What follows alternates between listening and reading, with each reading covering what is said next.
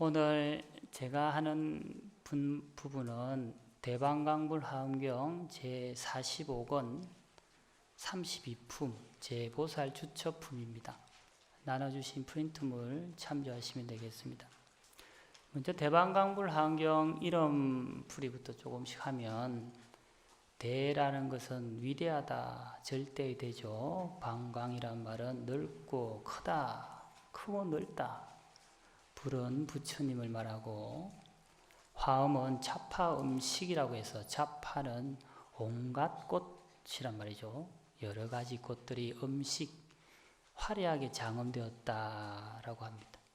그래서 풀이하자 보면 위대하고 크고 넓은 부처님의 깨달음의 세계를 설한경전이다, 이렇게 이야기할 수 있습니다. 32품 제보살 주처품이라고 되어 있는데, 그 제라는 말은 모두 제자죠. 모든 곳에, 이런 말인데, 우리가 이제 이 하엄경을 추석하신 분들이 여러 대가들이 많습니다. 보통 하엄교학을 형성할 때 종통설이다라고 해서 초조로서 법순 두순 스님을 두고, 두 번째 이조로서는 지상 지엄 스님을 둡니다.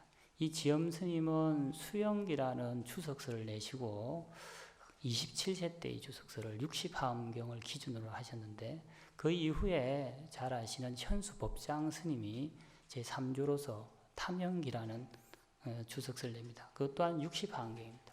근데 보통 우리가 아는 80하엄경본은 이 사조 청량진관 스님의 청량소초를 많이 봅니다. 물론 그 뒤에 이제 규봉종 미리 오조가 있는데, 그 외에도 이제 통연장자라고 80하엄경에 대해서 주석서를 내셨는데, 이분을 예부터 이제 조백대사라 그렇게 부릅니다. 왜냐하면 이분이 신하엄경론이라는 주석서를 내실 때, 40권이나 되는 그 책을 내실 때 먹었던 음식이 조라는 것은 대추나무 조자입니다.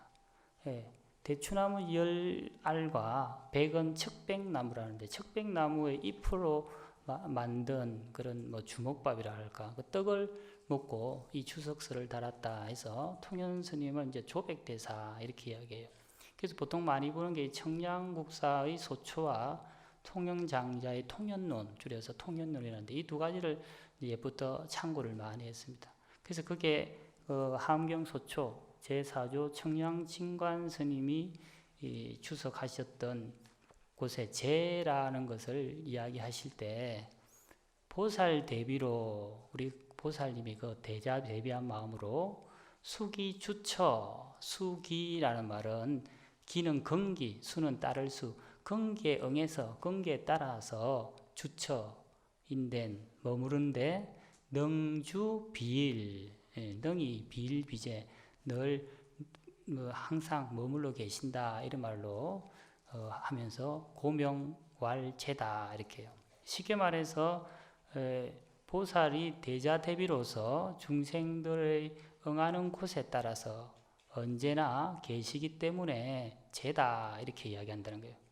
또 탐행기 현수법장 스님의 탐행기에 보면은 비슷한 말이 있습니다. 응물지소, 응은 응한다, 물은 중생들이 응하는 곳을 명의 위주처다라고 해서 중생들이 항상 응하는 장소를 주처다, 이렇게 이야기를 합니다.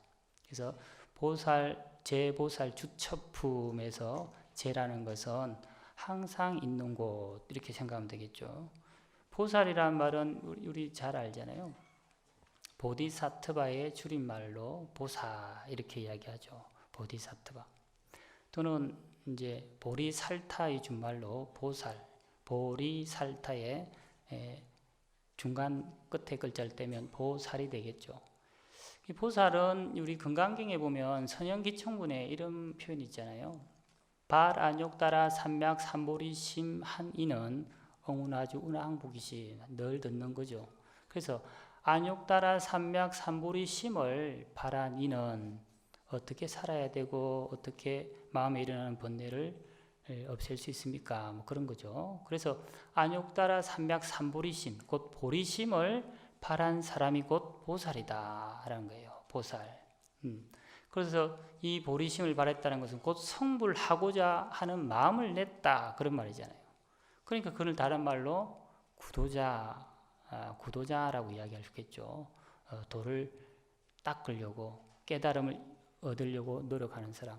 그래서 보디사트바의 보디라는 것은 깨달음, 각이라고 하고, 사트바는 현장 스님은 이것을 유정이라고 번역을 하고, 구마라 스님은 이걸 중생이라고 번역을 하는데, 그래서 각, 유정, 각 중생이라, enlightenment being이라고 해서 깨달은 중생이라고 표현을 할 수가 있겠죠. 그래서 깨달음을 구한 중생, 곧 보살, 우리가 아는 관세음보살이니 치장보살이니 이렇잖아요. 그래서 그 보살은 어떤 분이다. 우리 간음정건할 때 나무 보문 시연 원료 공심할 때 그 보문이라는 말이 사만타 무카라고 하는데, 중생이 소리를 내면 소리 나는 곳으로 얼굴을 돌린다. 여기 보세요 하면 얼굴 돌리잖아요. 그래서 우리가 간세무살, 간세무 이렇게 간절히 부르면 간세무도 이렇게 한다. 나타나서 얼굴을 돌린다. 그래서 간세음보살의 강대무변한 지혜로 시방 3세 어느 곳이든지 33응신으로 몸을 놔두어서 중생들을 교화하신다는 거예요.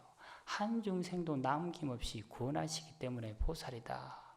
그러니까 우리는 간세음보살을 지극히 부르면 간세음보살이 나타나신다는 거예요. 그래서 그사에게는 그사의 몸으로 놔두어서 법을 쓰라고, 보살에게는 보살의 몸을 놔두어서 법을 쓰라고, 그 33응신으로 그 사람에 맞게 나타나셔서 법을 일러주고 구원해 주시는 분입니다. 그래서 제보살, 주처는 조금 전에 이야기했고, 그래서 제보살 주처품, 이게 그래 보면 보살은 모든 초소의 두루에 있음을 나타내다 이라고 이야기했듯이, 이 보살은 우리 중생들이 찾은 곳이면 어느 곳 가릴 것 없이 항상 계시니까 지극한 마음으로 기도를 하면 나타나신다라는 말이 이 제보살 주처품에 대한 이야기입니다. 이제 제가 이 제보살 주처품이 화엄경 39품 중에 가장 짧은 것 같아요. 지금 나눠준 이게 답니다, 이게. 그래서 우리가 지금까지 오늘 22일째인데 단 한 번도 처음부터 끝까지 못 봤잖아요. 근데 이 품은 100% 다 볼 수 있습니다. 그래서 다 한번 읽어보려고 하고 있습니다. 우리 경을 읽을 때는 항상 합장을 하고, 천수경에 처음에 개경계 하잖아요. 경전을 딱 펼치면서 무상심심이묘법, 부처님의 위 없이 깊고 깊은 이 묘한 이 법을 아검문견덕수지, 내가 오늘 드디어 부처님 법을 만나보고 읽게 되었습니다.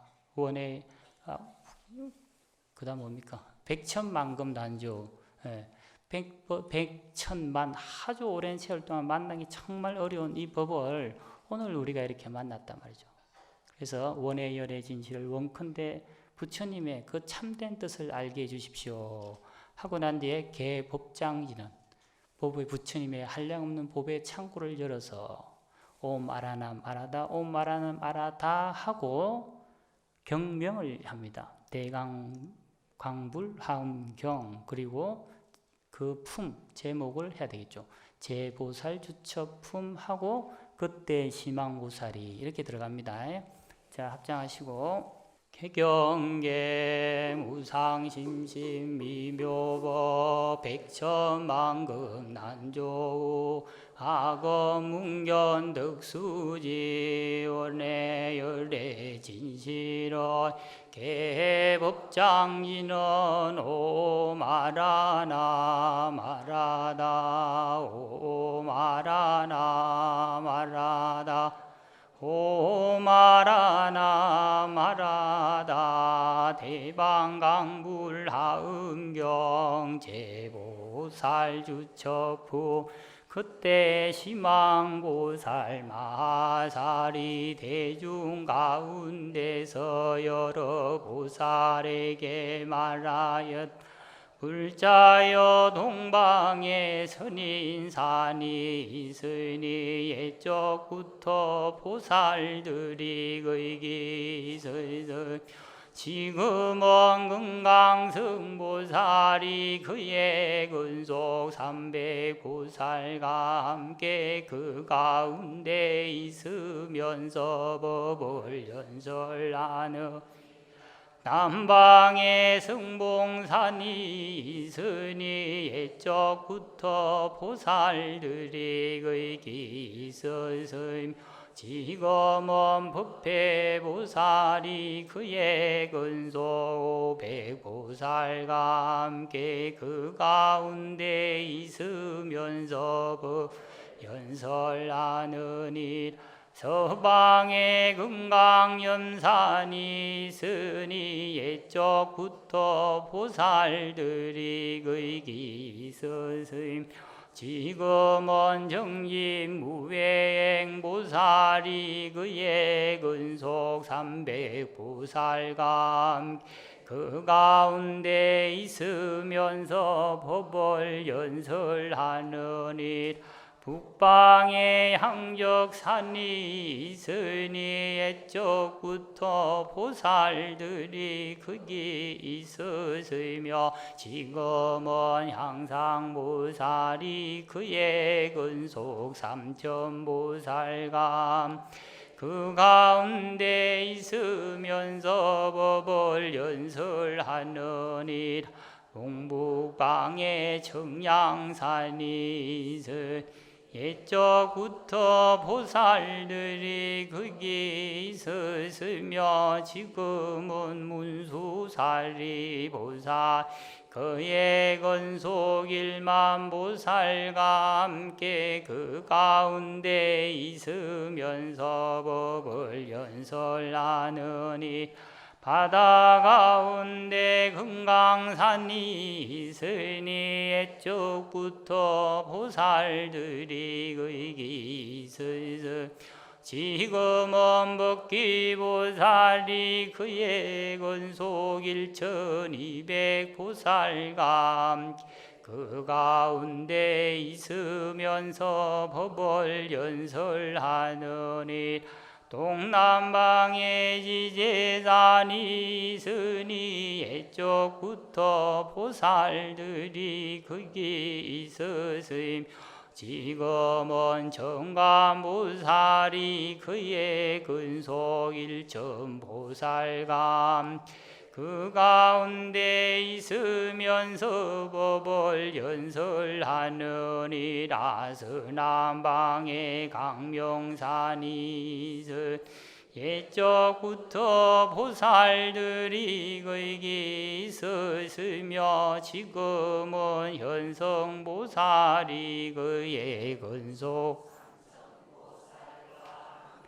그 가운데 있으면서 법을 연설하느니라. 서북방에 향풍산이 있으 옛적부터 보살들이 거기 있었으며 지금은 향강보살이 그의 근속 5000보살과 함께 그 가운데 있으면 법을 연설하느니라.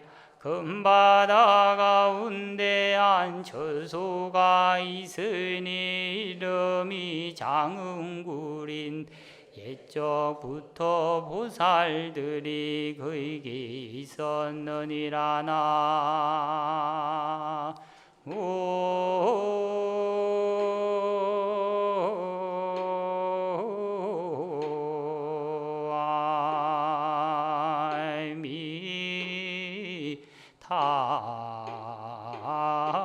타불. 자, 그래서 제보살주 첫 번째 반을 벌써 읽었습니다. 위에 보면 파란색 글자는 단락마다의 그런 주제를 적어 놓았고 1, 2, 3, 4, 5, 6, 7, 8, 9, 10은 그 보살님이 계시는 그 장소를 숫자로 표현을 해 놓았습니다.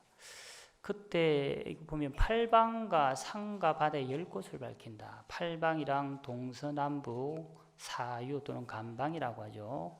그곳과 산, 바다, 위아래를 해서 시방을 이야기하는 것이다.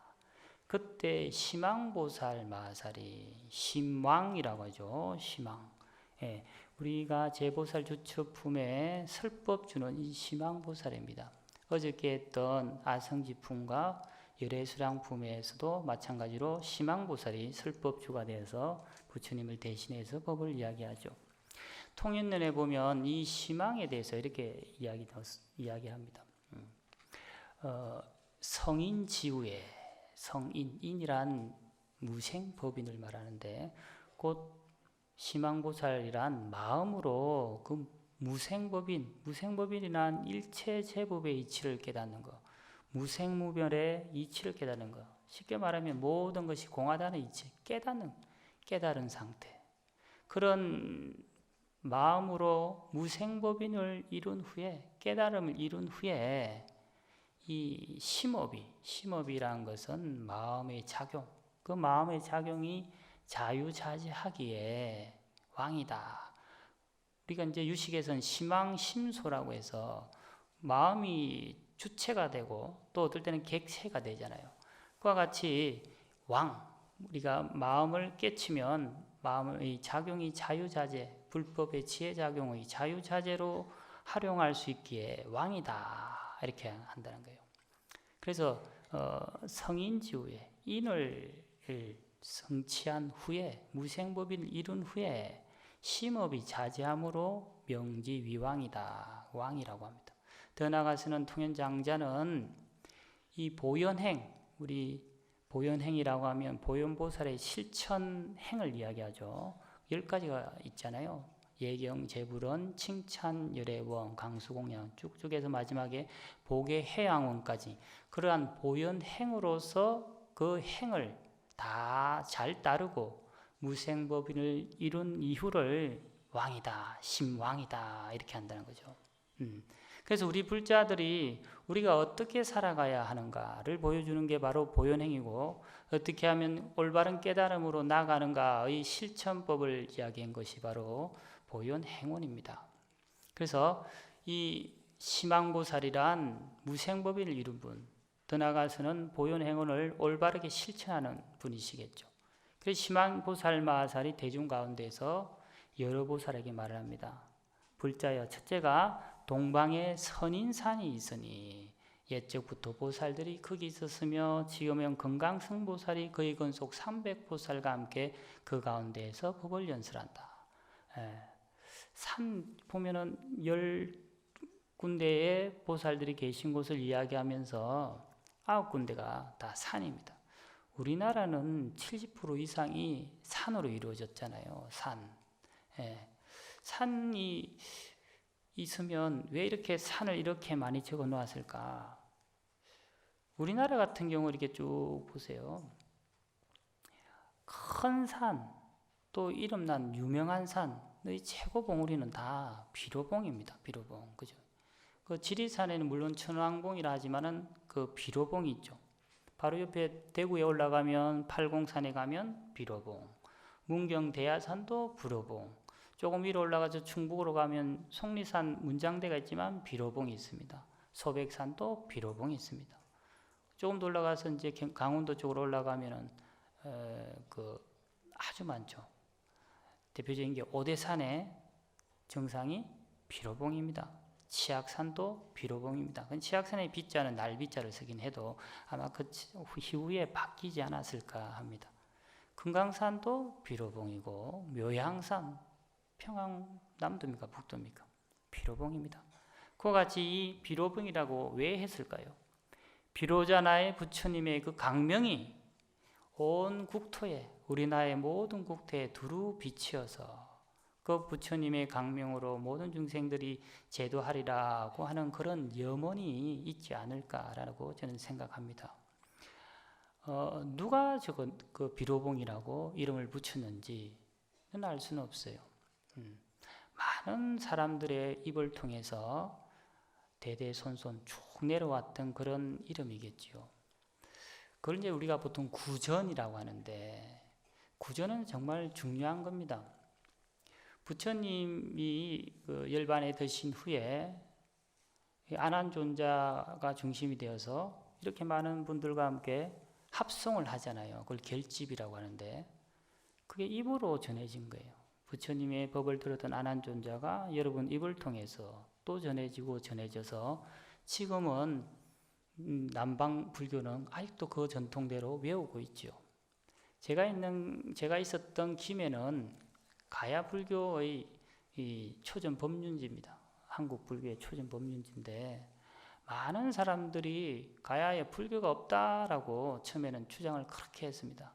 특히 타종교인들이나 이런 분들, 정치인들이 많이 반대를 했는데, 지금은 가야 불교가 천천히 일어나고 있습니다. 많은 시간이 더 걸리겠지만, 그래서 왜 그 사람들은 가야 불교를 부정하는가? 첫째는 문헌학적으로 뚜렷한 근거가 그때 당시 기록이 없다. 둘째는 유물학적으로 근거가 없다는 거예요. 유물이. 그런데 지금 김해에는 아주 많은 지역 이름, 산 이름, 연기 사찰들이 아주 많습니다. 그러한 것들은 다 구전을 통해서 내려왔죠. 그래서 우리는 이 구전이라는 것을 중요시 여기고, 우리 성가대학에서 학인 스님들이 항상 아침이면 이렇게 강경을 해요. 입으로 하거든요. 입으로 이게 빼어 있는 게 상당히 중요합니다.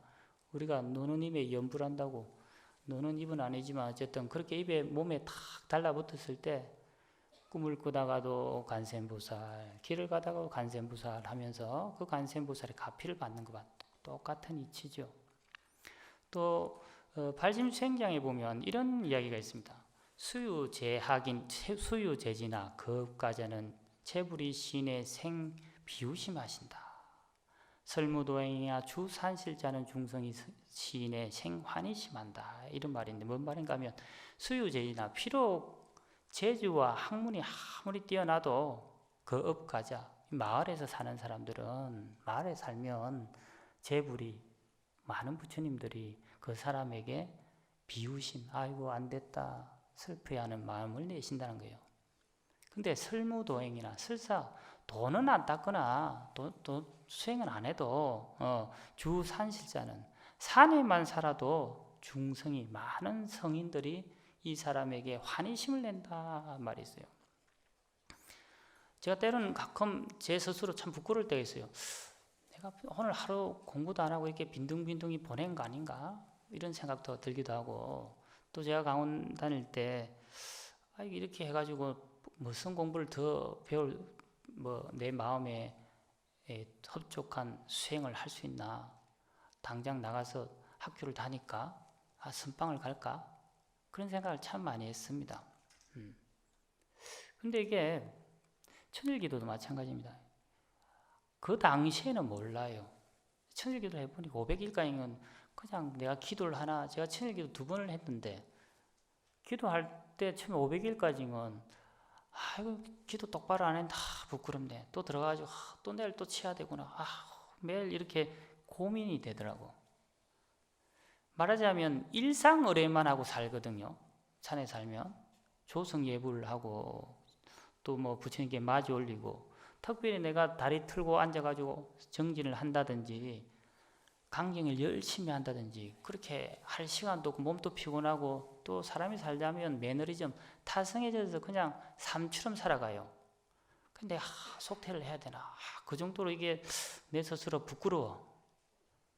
그런데 그게 시간이 1년, 2년, 3년, 1000일 이상이 넘어가면 나도 모르게 습관이 바뀌어져 있어요. 일상 의뢰만 하는데도 내 습관은 바뀌어져 있는 거예요. 그 습관이 바뀐다는 것은 인식이 전환된다는 거거든요. 그 부처님과 같은 이런 분들은 완전한 인격자잖아요. 인식 자체가 우리처럼 속죄가 아니고 부처님의 그런 진재, 반야바라밀의 그런 상태로서 항상 우리들에게 법을 설하시잖아요. 그래서 나도 모르게 밖에 있는 것을 봐요. 어디 있으면 산에만 있어도 우리가 지금 함 살림을 하잖아요. 요즘 한 6, 70명이 이제 늘 숙식을 하면서 스님들과 똑같이 조성 예불 하고 법문 듣고 하거든요. 그때는 모르는데 세월이 지나다 보면 그게 천천히 내 몸에 배어집니다. 그걸 바사나 훈섭이라고 합니다. 그래서 좋은 훈섭을 들여놓으면 올바른 가치관을 갖고 인식이 전환되어진다는 겁니다. 그래서 설령 내가 매일 습관적으로 하는 이 기도가 잘못된 거 아닌가? 아니에요. 세월이 지나면 알 수 있습니다. 얼마? 최소 3년. 그래서 기도란 것은 내가 하고 싶을 때 막 하고, 그거는 유흥이라고 저는 이야기해요. 내가 노래 부르고 싶을 때 노래방 가면 되죠. 모욕하고 싶으면 모욕하면 되죠. 기도하고 싶으면 가서 기도하는 건 그건 누가 못해요. 기도는 꾸준하게 쉬지 않고 같은 시간, 같은 날 이왕이면 꾸준하게 하다 보면 나도 모르는 사이에 성취되어 있는 거예요. 그래서 자주자주 산에 들어와서 수행을 하는 건 참 좋은 일이다. 그래서 이게 우리 심황보살이 이 설법주가 되어가지고 부처님을 대신해서 이야기를 하는데, 이 보살들이 다 어디 계신다? 산에 계신다. 동방에는 선인산, 남방에는 성봉산, 서방에는 금강연산, 북방에는 향적산, 동북방에는 청량산. 청량산은 곧 오대산을 이야기하는 겁니다. 왜 이 청량산을 부른가 하면 중국 전설에 이런 이야기가 있습니다. 오대산이 본래 되게 더웠던 곳이래요. 되게 더웠는데 문수보살이 아이고 이리 더워가지고 스님들이 수행할 수 있겠나 고민을 하다가 용왕을 찾아갑니다. 바닷속 용왕을 찾아가서 그대의 아들이 쉬고 있는 곳이 청량석이라고 하던데 거기에만 앉으면 시원하고 좋다는데 우리 수행자를 위해서 이 돌을 주십시오 해서 그 청량석을 오대산에 다 갖다 놔한 뒤로 시원해졌대요. 그래서 청량산 이렇게 부릅니다. 이 오대산에 관련된 이야기는 너무 많죠. 우리 자장율사 이야기는 뭐 흔히들 다 아시고, 부기시대 효문제라는 분이 있는데 6대 황제입니다. 5세기 중엽. 요분이 이 오대산에서 자기 어머니가 이제 이신데 어릴 때 6살 때 이제 황태자가 되면서 그때의 뭐 규율로는 어릴 때 황태자가 되면 생모는 죽어야 되는 그런 거였어요. 그래서 어머니도 일찍 돌아가고 뭐 그래서 이분이 일찍 불교에 눈을 떴는지 오대산에서 기도를 하면서 왕이 되고 나중에는 통일까지 갑니다. 그래서 그 중국에 3대 석굴이 있는데 첫 번째가 보통 도낭석굴, 막고굴, 두 번째가 운강석굴, 세 번째가 용문석굴인데 이 운강석굴과 용문석굴을 만든 분이 효문제예요. 근데 이 용문석굴은 그 이후에도 계속 만들어집니다. 그만큼 이제 불심이 있다고 이야기할 수 있겠죠. 그래서 이 효문제가 하루는 이 오대산에 올라가서 기도를 하러 올라갔는데 마침 어린 동자를 만났대요. 삼이 만나가지고 그래서 어린 동자가 효문제 보고 인사를 득 하면서 제가 듣기로는 당신께서 불심이 아주 깊어서 우리나라를 편안하게 한다는데 저에게도 이 오대산에 살 수 있도록 들고 있는 이 자복만큼의 땅을 주시면 고맙겠습니다. 조만한 자복을 보고 아유 뭐 그 정도야 제가 해드릴 수 있지요. 뭐 아무 때나 던지 놓으면 그 자리를 영원히 살 수 있게 해주겠습니다. 그래서 이 자복 하나만큼만 땅을 준다니까. 그래서 이 동자가 툭 던졌어요. 이 자복을 던졌는데 하늘로 계속 올라가다 자복이 점점 커져. 커지면서 그 오대산 오봉, 중대, 북대, 서대, 남대 다 덮어버리는 거라. 그래 다 덮어가면 누구 땅입니까? 절땅이라 절땅. 그래서 효문제가 뭐 말은 뱉어놨고 하고 있는데 아이고 임금님 그저 자복 하나에 그렇게 인상을 쓸 수 있습니까? 그러면서 이제 효문제 내려갔어요. 좀 쏘가운 기분이 들잖아요. 그리고 이 사람이 이제 신하들 시켜가지고 오대산 천지에 스님들 수행 못하게 하려고 부추를 다 심어버려요. 냄새 막 나게. 그랬더만 이 동자가 향나무를 다 심었네. 예. 그래서 오대산에 가면 향나무 냄새가 많이 나고 그 동자가 바로 문수동자다. 그래서 오대산에는 문수동자가 늘 상주하신다라는 그런 설이 있습니다. 어쨌든 이 청량산이 동북방에 있고 그 다음에 이제 6번째 금강산인데 우리 말하는 이 금강산 맞습니다. 중국 책이지만 이 금강산입니다. 이 청량소에 보면은 아까 말했죠. 4대 청량국사 스님의 소초에 보면 이런 얘기 있습니다. 이런 말씀이 있습니다. 동해 가까운 동쪽에 산이 있는데 그걸 금강산이란다. 산 전체가 금빛으로 탁 된 것은 아니지만 멀리서 보면 금빛처럼 보인다. 다 금빛이 난다. 이렇게 해요. 그래서 해동 사람들이, 해동이란 우리나라 사람들이죠. 해동 사람들이 그 금강산 중에는 성인들이 자주 출연하신다. 이런 것이 청량소에 나와 있어요. 이게 보면은 금강산에 예쪽부터 보살들이 있었더니 지금은 법기보살이 거의 건속 1200보살. 근데 우리는 금강산 찾아가자, 그렇죠. 12,000몽이 1200보살 돼 있잖아요.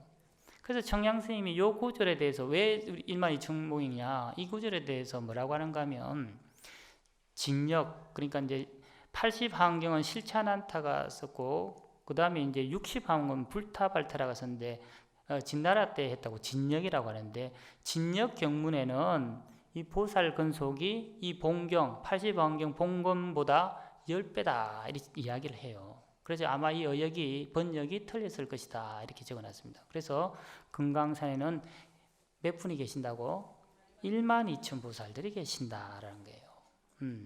그리고 이제 동남방에는 지제산이, 또 서남방에는 강명산이, 서북방에는 향풍산이 계시고, 향풍산이 있는데 그게 보살들이 계시고, 마지막으로 10번째는 큰 바다 가운데 한 처수가 있으니 이름이 장흥굴인데 이쪽부터 보살들이 거기 계셨다 이렇게 이야기를 합니다. 그래서 바다란, 여기서 바다란 것은 우리 번뇌의 바다가 아니라 깨달음의 바다, 불법의 바다, 더 나아가서 함의 바다를 이야기하는 거겠죠. 자, 합장하시고 이번에는 이제 시간이 없어서 바로 경문만 한번 읽어보도록 하겠습니다. 비살이 남쪽에 안처소가 있으니 이름이 잘 머무는 근본인데 옛적부터 보살들이 거기 있었느니 마두라 승에 안처소가 있으니 이름이 만족굴인데 옛적부터 보살들이 거기 있었는 구진나승에 안처소가 있으니 이름이 법자리인데 옛적부터 보살들이 거기 있으니 깨끗한 전덕승에 한처소가 있으니 이름이 목진린타굴인데 옛적부터 보살들이 거기 있었느니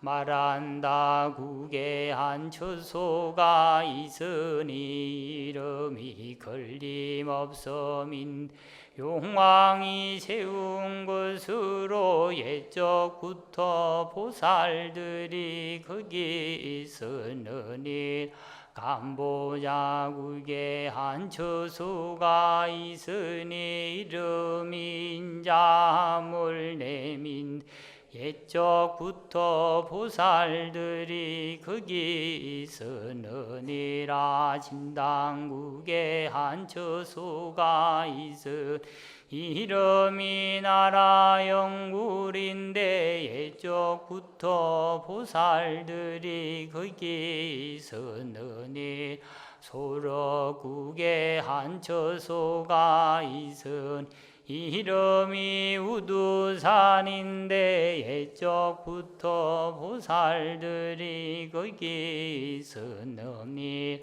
가슴이라 구레 한 처소가 있은 이름이 자제인데 옛적부터 보살들이 거기에 있었느니라. 정장한 이승에 한 처소가 있은 이름이 존자굴인데 옛적부터 보살들이 거기 있었느니라.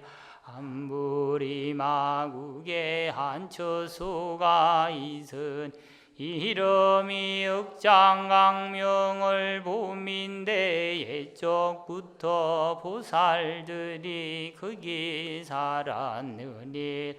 근타라국에 한 처소가 있어 이름이 전바라굴인데 옛적부터 보살들이 거기 있었느니라.